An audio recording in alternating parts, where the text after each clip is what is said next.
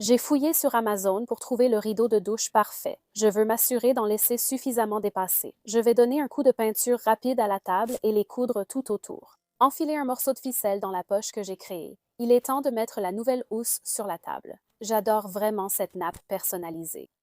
Poncez la table, puis peignez. Utilisez du papier de verre pour un effet vieilli. Découpez grossièrement le tissu à la taille voulue et prenez du Mod Podge Hard Coat. Appliquez votre tissu sur le dessus de la table, puis découpez-le.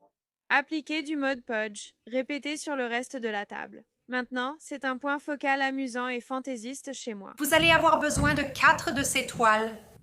Et nous allons les retourner, mettre une ligne de colle, puis nous allons simplement coller ces deux-là ensemble ici. Mettez une agrafe à travers l'espace pour pouvoir retirer les serre-joints. Retournez-le délicatement. Et je vais juste ajouter quelques agrafes, le placer sur la toile, puis couper tout droit vers le haut. D'accord, nous sommes prêtes à le fixer et à agrafer. Nous avons cette magnifique œuvre d'art.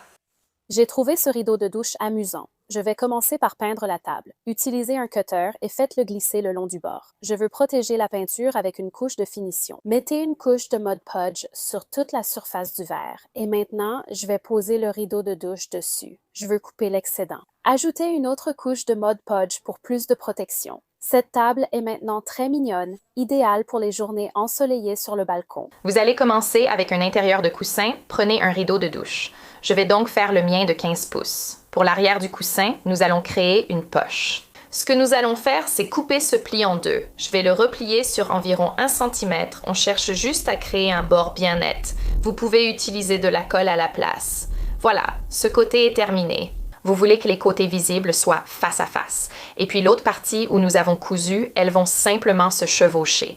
Enroulez-le plusieurs fois, tenez à la base, puis retournez-le à l'endroit. Et je vais l'enrouler autour de l'arrière. Je vais l'attacher à cette double couture latérale que nous avons créée. Enroulez-le autour des boutons. Et vous avez un nouveau coussin imperméable à mettre dehors. Libérez l'espace et accrochez un rideau de douche. Installez votre équipement, ajoutez des chaises longues et profitez d'une collation devant un film la nuit. J'ai découpé 4 rectangles de tissu, collé les bords à la colle chaude, puis replié dessous pour créer une couture. Je les ai posés sur ma table. Et ce qui est génial, c'est qu'ils sont imperméables. J'ai fixé 2 crochets communs à chaque coin avec 2 tringles à ressort.